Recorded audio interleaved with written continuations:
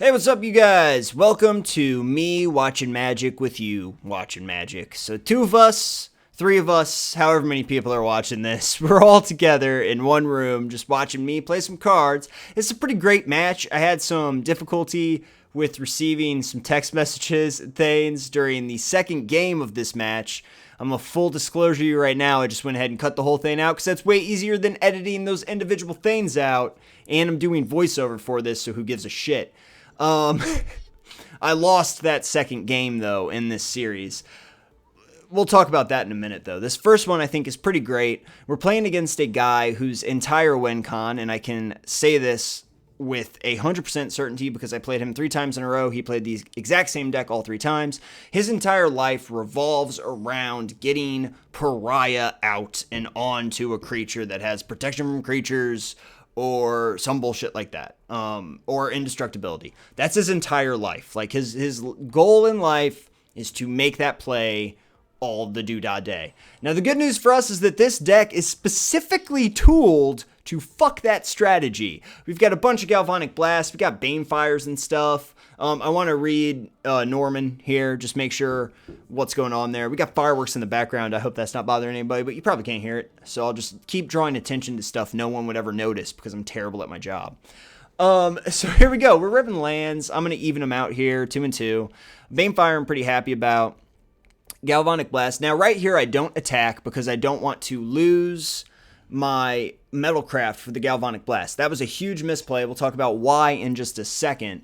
Because mostly right now, I could kill this guy with just the 2 damage. So I could have bashed in there, lost one of my dudes, and been perfectly happy with killing this with 2 damage. Now the reason why I was wrong to do that is that now I'm going to play this Rusted Relic here. And I didn't need to kill his thing. That's the other thing. Like, to plan ahead.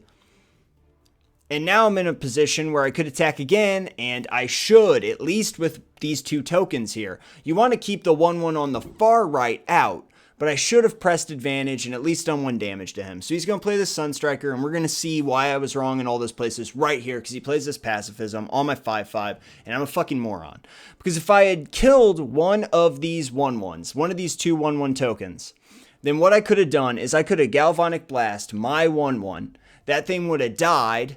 This 5/5 would have became an artifact and came back into play because the 1/1 would have done all its bullshit making a token. So I would have re-achieved Metalcraft, but he would not have had a valid target anymore for the Pacifism. Pacifism would have hit the yard. That is a sick fucking play. I don't know if I would have lost if I had done it, but I would have felt like a goddamn badass if I had done it, because that is so cool. Right now we would have done 9, 10, 11, 12 damage to him and taken him to 7 right there. So that would have been pretty tasty. But yeah, that's just something you can do. Not a lot of people think of that. It's a weird deck, and this is why this deck is so good, and I love this deck so much, is because I love tricks. You guys know I really enjoy my tricks. And when you can kill your own creature and it fucks your opponent, that is the best trick, because they never, ever see that coming. It's so great. This is a great moment for me, because I get to do that damage to him, attack him with these 3 1/1s. I'm not going to take... he's not going to be able to block any of it, which is great. And I still have the Galvanic Blast because eventually he is going to go to enchant one of these people. Now, obviously, I don't know that he's Pariah guy just yet, but I know that there's a lot of really nasty stuff that he can do with this one, with this 2/2 with Lifelink. So I'm going to go ahead. This is a perfect day for me because I get to kill this Lifelinker. And we also know, though, that he's going to get it back with Norman. So it sucks because I immediately bring up Norman and I'm like, well, I'm fucked right now. I get 1 more turn. So we're going to have to see what I draw. I have the Banefire in hand, so my reasoning is as long as he doesn't have the Pariah combo in hand, I can get out of this. And also, of course, I have Exile spells that I could draw that could also help me out there. So I'm not too worried about this, but I am somewhat worried about it because he could have that Pariah play. He goes to end the turn, and then who do we see but Mr. Dispatch himself? Now, at this point, I imagine past me was quite happy, because this was a card that I thought I would have to wait for after he got the Pariah thing off, and finally I'm just digging through it. He's doing damage to me, gaining life, really making my life a mess, and I'm just praying for that Dispatch. Well, Magic Jesus decided to give me the Dispatch right into my hand. He's going to go ahead and prove us right by 3 Dreamsing here, and we all know what he's getting for at this point, even not knowing what he does later on in history. we all know that he's going to get Pariah because he's a person playing too many cards with the enchantment deck. That is what they do. They think it's a great play. We have Exile in hand, though, so we don't even give a shit about his indestructibility. We are going to make him frown coming up here. Unquestioned authority, so he gets both pieces for it. But this is amazing because now we know that 3 of the cards in his hand, once I dispatch this 2/2, are useless unless he has another creature out. And of course, that creature is going to cost some mana as well. I'm not going to dispatch him at the 2/2 because I want to get Pariah into the damn yard. I do not want to see Pariah anymore. So we go ahead and let that happen. He lays a land. All that happened was a 4-life, change right there. So I'm not too upset because I'm going to do 3 more damage here. So, on the whole, depending on how you want to look at it, we did 1 damage to him. So that's okay. I'm kind of okay with that math because he's only doing 2 to us. And like I said, we've got the Banefire in hand. Dispatch is going to happen. Everything's coming up roses. This guy's going to lay 1 more land, which means he only has 3 cards in hand. And we know he goes to play this. So do we not know what one of the cards is? It doesn't really matter. Yeah, he's got 3 cards in hand right now, so there's a slim possibility that he could have a creature out, but we win anyway. So if he plays a creature here, we get to attack for 2. We have 7 mana on the field, which means that we can 6 mana Banefire, and then Banefire would just nugget this guy, break him at even right there. He turns out not to have the creature, so of course we bash all out. We can Banefire for 5, and we win that way. In the next match that you're not, or in the next game of this match that you're not going to see, I kept a hand with no removal because I'm a fucking idiot.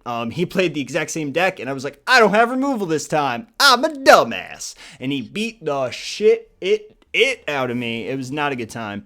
But that's pretty much, it was like a 4-minute long match because it happened very quickly. I had no removal. I obviously could not stop this deck. He Armored Ascensioned and Pariah'd because he just loves that card. Moving on, here we go to the next one. I play first on this one. I've learned my lesson. I had removal in that one, but I didn't like the mana shake-up right there. I just clapped right in front of the microphone. But I also don't have removal in this hand, so I'm a little wary of this because I just lost because of a no removal hand. I was on the play, though, so my whole strategy this time is to race this guy because I have Leonin Sun Standard, I have an Etched Champion, and I have Angel's Toothpick. I think I'm going to be okay. I also have Rusty Rel, which is always a good time. It's always a good time. Because I can give Angel's Toothpick to Etched Champion, and I'm just bashing the hell out of him and getting all these angels that can block flyers and do all sorts of stupid stuff. So we'll see what happens, though. I'm a little reticent. I ripped my removal, but now, well, actually, I'm still pretty good. I'm trying to, remember how I felt. How did that make you feel? And the answer is I'm still fine because I get to Leonin Sun Standard and keep the removal open. Hopefully, I rip another land next turn. Doesn't matter what color the land is because I'll be able to Etch Champion and cast a removal spell. So that's what I'm trying to do right now. This bums me out because he's already got one section of that Pariah bullshit going right now. We could dispatch this thing, obviously. Don't quite remember if I do. I don't think I do because I got 20 life. Why would you do that? Okay, good call, me. I completely agree with that play that you made just then. So I ripped this land. I'm skipping right now because I get to do my Etched Champion, keep my removal spell in hand. I'm feeling great because he can't get rid of my stuff. I mean, he has O-Ring in there, right? That's the only way that he can get rid of one of these dudes, unless I let him get rid of one of these dudes. Everything else is just pacifism, or, you gain 4 life and you pacify a guy.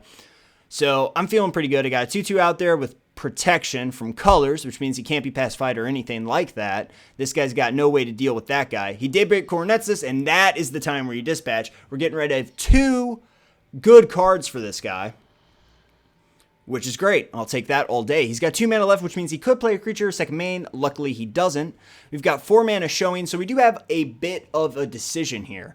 We can pump, which would be fun. We can play Angel's Toothpick, or we could Rusted Relic. And this is really a crucial moment in the match. It's kind of, like I was saying earlier, and I kind of got ahead of myself in actual play, Rusty Relic is just 1/5/5 once. This thing is going to be a 4/4 every single time because the second I put it on this 2/2, this guy is never going to be able to stop this. And history has proven me right already by him playing a flyer. I also love the fact that I have Unwilling Recruit in my hand because I could double strike, beat the shit out of him. Hopefully that'll get me to win. We'll see what happens. The second Leonin Sun Standard, I think it's the only time this happened to me all week. I hate seeing that goddamn thing a second time. I absolutely do. But Now I have a flyer to at least block this 1/1 unless he can pacify it or something. But then we're drawing removal onto tokens, for Pete's sake, which is fantastic for us. Anytime that we can make a guy cast removal on a token, I'm pretty damn happy, because we're going to keep making those. So the 8 mana in 2 turns that it took for me to get this Etch Champion Angel's Toothpick combo going was completely worth missing the Rusted Relic. I mean, we can play that now, and we'll have a 5/5 out, and we have Angel Maker. So this sucks giant nacho dicks. I'm not very happy about this, because whatever Reach Around is going to go ahead and grab this bullshit from the yard and put it back on that thing. So now it is a 4/4 life-linking, vigilant, flying dick that's protection from creatures. Yeah, I know. So I'm sitting here, I'm like, there's a lot of different things that I could draw that can kill this 4/4, because he doesn't have indestructibility on it, and it's not pro whatever. And even if I draw the if I draw the mana for Unwilling Recruit, I'm not super sad, because I get to gain the life. So I'm not super upset. And that's one of the cards. Like I said before, we have so much, and I just want to make sure that this guy's not indestructible. That's why I'm going through that right now.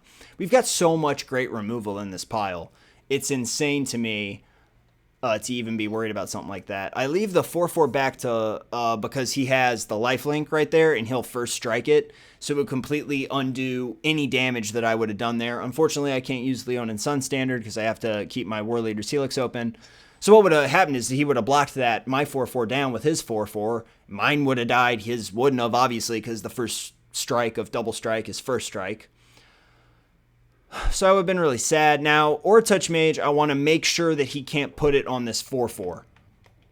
So I try and go over and read it, because I knew there was some stipulation that you can put it someplace else, but it only happens if that guy dies and where you put it is in your hand. So I'm like, okay, all right.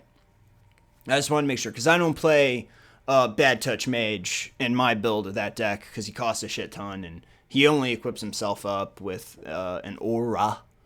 And I think is it just auras that he does? I assume, because he's Aura Touch Mage. But like, auras and enchantments are exactly the same thing anymore, right? Like, they used to be different, but pretty much anymore they're kind of simultaneous. Some enchantments aren't auras, but like 90% of them are. Whatever. That's neither here nor there, because I'm going to burn the ever-loving ball sacks off this 4/4. He thinks he's going to win right here, which I don't really know why he played the 3/3, but he gave that the indestructibility, which I think is lame nuts, because he's trying to do it again. So I'm like pissed already, because this is my only removal spell. I don't know why. I mean, obviously it was targeting that. It's not like I can, do 4 damage to anything else. I'm going to do a ton of damage to him, but I'm worried about this Pariah, because this is Pariah guy. And then he lifelinks again, which sucks dick for me, because now he's linking life. Linking logs over there. So I'm sitting here, I'm like, I can do, what, like 12, I don't know, 4 and 12, it's like 16 damage here, can't I? With Leon and Sun Standard. So I'm sitting here thinking about life. I'm going to get another 4/4, so I might as well attack with both the flyers. That's why Angel's Toothpick is so good. I'm going to go ahead and pump him, because why the hell not? I'll pump him once. I pumped him once. Didn't pump him twice, because I want to play this Mirror Sire. Won't pump now for any price. Okay, this guy's at 6, so he's fucked next turn, so I'm going to play this Mirror Sire. If he doesn't have Pariah in hand, I'm going to win this. If he does have Pariah in hand, it's going to take a while. It's going to take a little bit of doing, but I'll get there. I mean, I have crazy numbers, and I can block this asshole down for a while. So he Idealix Tutors, and I'm like, right here, I'm like, this is Pariah guy. He's going to get Pariah. I'm truly boned right here. But then he does something that I never saw coming, because he's Pariah. Like I said before, he's played Pariah every game up to this point, and he's tutored for Pariah before. He gets Armored Ascension. He's a 6 life. And then he Armors Ascension. I'm like still trying to figure out what the fuck this guy was doing. He attacks me, and like I'm sitting over here. I remember this moment so vividly because I'm counting things. I'm just like, you're at 17. You're at 17, but I'm at doop, doop, doop. Let me count these. Boop, boop, boop, boop, boop. What the fuck are you doing? And I'm like sitting here, I'm like, can he flash something in? Am I completely wrong about everything I've ever done in my life? Like, do I not have any concept of math or how to play this game or what cards are in his deck? Like, I'm still trying to do the math right here. This is hilarious because I'm like, what the fuck did this guy do? He makes another angel and I'm just like, pump? And then I think I stop and try and count again, and I'm like, what the fuck? Why did you do? Like, I stopped this like 5 times to count. 17 damage. Like, what the fuck were you doing? Okay, and then there we go. We win. Whoop! He should have obviously got the pariah. I don't know. The one time he didn't get pariah, and that was the play all day. Maybe I scared him off by being able to deal with it before. But that was weird. You're at 0. See you later, sir, and I will see all you guys tomorrow.